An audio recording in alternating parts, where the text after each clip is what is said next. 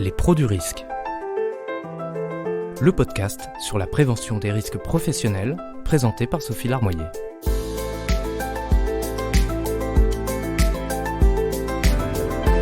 Épisode 1. Piège invisible au pied du pétrin. Une histoire inspirée de faits réels. L'histoire démarre à l'aube. Le café est fumant et la maison encore endormie. Cédric est en train de se préparer pour aller à l'usine dont il est le directeur industriel.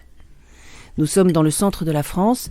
Il s'agit d'une boulangerie qui occupe 10 000 m² en périphérie de la ville et qui fabrique 5 000 tonnes de viennoiseries surgelées par an qu'elle exporte dans toute l'Europe. C'est une entreprise florissante qui emploie 150 salariés. Sur place, la question de la prévention est partout et la vigilance est maximale. Tous les risques sont bien identifiés. Certaines machines pourraient blesser les travailleurs. L'ammoniac réfrigérant irrite les voies respiratoires s'il y a des fuites. Une explosion est toujours possible dans un des silos de farine. Face à ces risques, les process sont rodés et les mesures de prévention sont bien en place. Au moment de nouer sa cravate, Cédric a la certitude d'avoir balisé tous les sujets. Et c'est là que le téléphone sonne. Il faut venir tout de suite. Rémi a eu un accident. Rémi, Cédric le connaît depuis longtemps.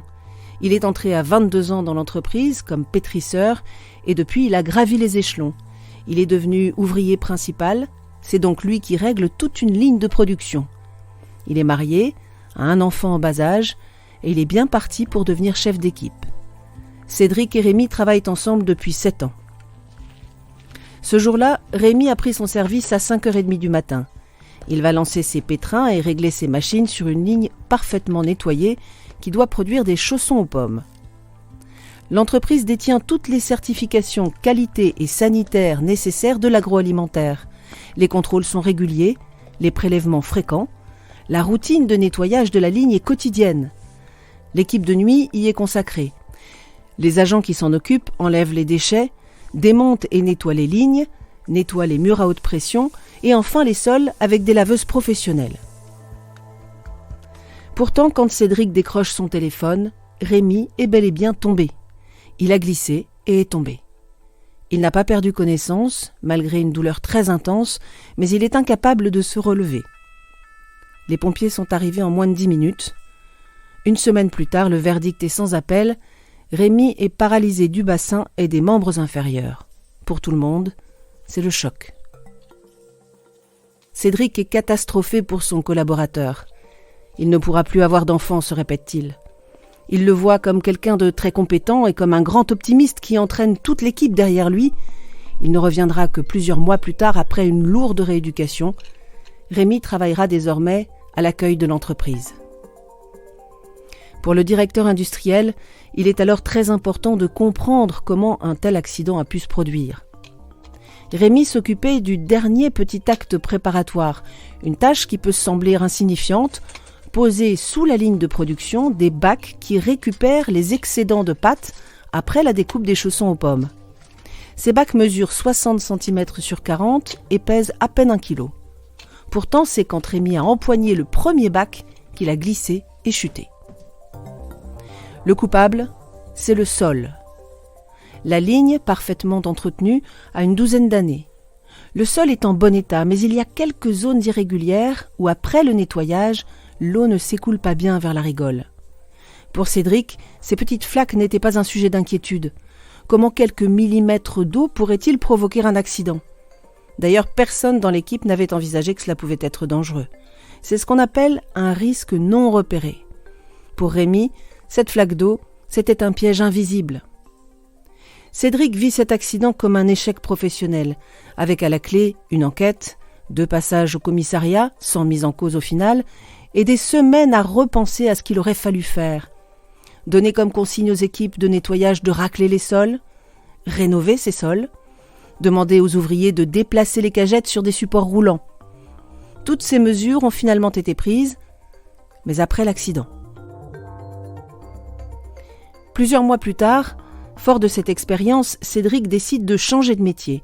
Il s'est spécialisé dans la prévention des risques pour que personne n'ait à vivre ce que Rémi a dû traverser.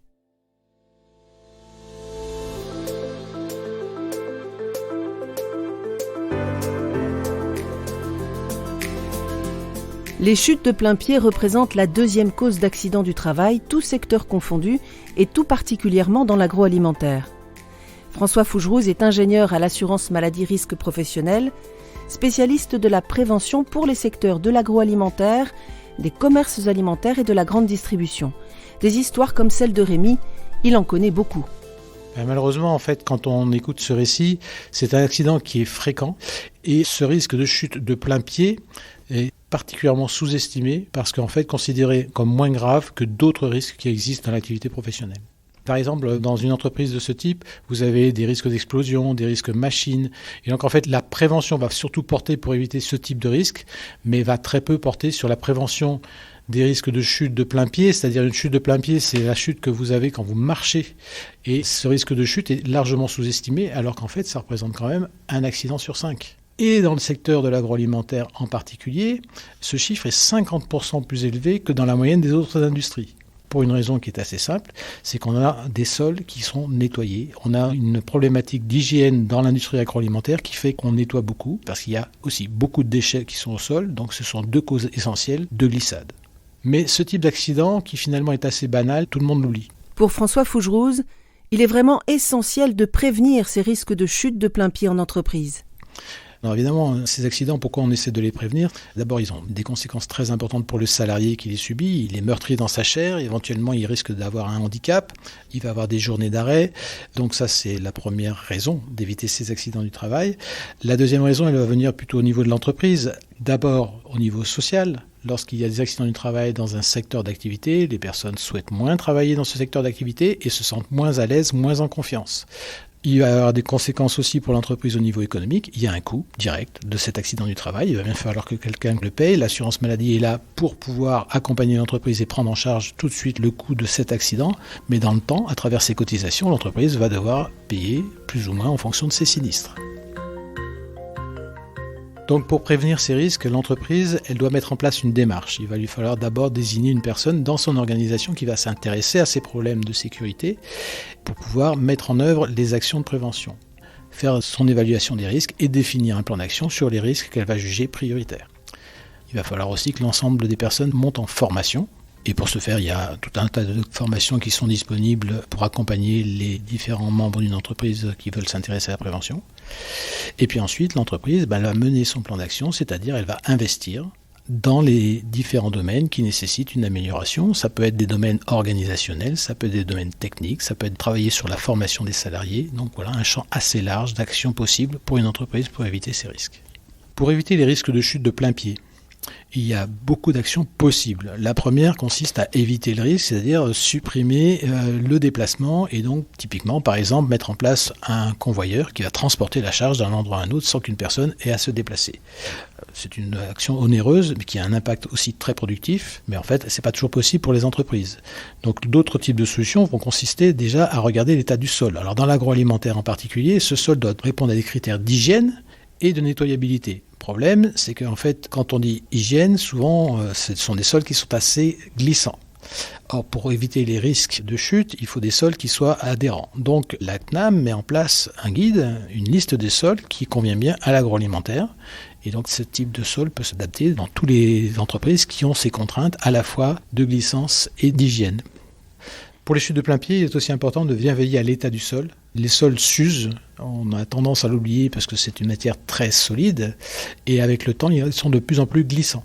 Et la glissance génère des risques de chute, et parfois aussi ils se dégradent, donc avec des aspérités qui peuvent à un moment donné provoquer le fait qu'une personne va trébucher. Donc il est important de savoir qu'un sol n'a pas une durée indéterminée. Régulièrement, il faut le changer, particulièrement dans l'agroalimentaire, et en tout cas, dès qu'il y a une aspérité, dès qu'il y a un trou qui commence à apparaître, il est important de le boucher. En ce qui concerne la boulangerie industrielle de cet épisode, après la chute de Rémi, l'entreprise a rénové les sols et pris d'autres mesures de prévention. Selon François Fougerouz, les mesures mises en place sont suffisantes. Elle a mis en place plusieurs actions, donc en fait, elle a considérablement réduit les risques.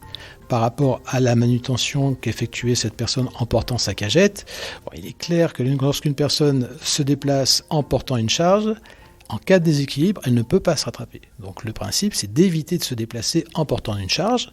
Et donc là, si l'entreprise jugeait qu'il fallait quand même que cette personne se déplace pour porter cette charge, encore fallait-il qu'elle l'équipe de chariots qui permettaient de poser les bacs à rognures et qui permettaient de pousser ces bacs à rognures plutôt que de les porter. Le salarié qui a eu un accident aurait pu se rattraper en glissant. Il était aussi possible de renforcer les équipements de protection individuelle, regarder quelles sont les chaussures qui ont été portées par Rémi au moment où il se déplaçait et de regarder si elles avaient un pouvoir antidérapant suffisant. Par rapport à la présence de l'eau stagnante sur le sol, il est important, lorsqu'une équipe est dédiée à du nettoyage ou lorsqu'on laisse la place à quelqu'un d'autre, de veiller à ce qu'il n'y ait plus d'eau en place. Même chose d'ailleurs pour tous les objets encombrants qui peuvent être présents dans une zone de travail. Pour éviter tous les risques liés au déplacement d'une personne, il est important de laisser une place nette, exempte de tout obstacle ou de tout objet ou de flaque d'eau au sol. Et donc l'équipe de nettoyage, avant de partir, elle doit passer un coup de raclette pour ramener vers la rigole l'eau qui pourrait éventuellement subsister sur le sol. Dans toutes ces démarches, l'assurance maladie risque professionnel conseille et accompagne les entreprises pour mettre en place un plan de prévention, mais aussi pour les aider à le financer. François Fougerose. La Caisse nationale d'assurance maladie est aussi en capacité à accompagner les entreprises qui investissent en octroyant des aides, soit lorsque ce sont des petites entreprises, elles s'appellent les subventions prévention TPE. Lorsque ce sont des entreprises de taille moyenne, ce sont des contrats de prévention faits avec la caisse régionale qui suit l'entreprise et l'entreprise en vue d'améliorer la situation de sécurité de l'établissement. Quand on investit dans la prévention, on investit à la fois sur les conditions de travail, on investit sur la productivité, on investit aussi pour sécuriser ses fabrications pour que ce que l'on ordonnance se produise bien le jour en question. Donc investir dans la prévention, c'est investir globalement dans une amélioration générale du fonctionnement de l'entreprise. Et il y a un retour sur investissement sur le long terme et surtout une qualité de travail qui va découler de l'investissement en prévention bien supérieure à une éventuelle économie sur ce plan.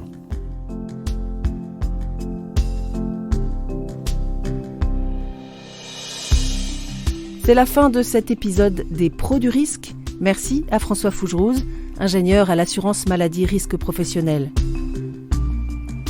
Si vous avez aimé ce podcast, n'hésitez pas à le partager et à laisser un avis. Et si vous avez des idées de sujets que vous souhaiteriez que nous abordions dans les Pros du risque, dites-le nous en commentaire ou bien sur les réseaux sociaux de l'assurance maladie risque professionnel. À bientôt pour un nouvel épisode. Les Pros du risque. L'assurance maladie risque professionnel.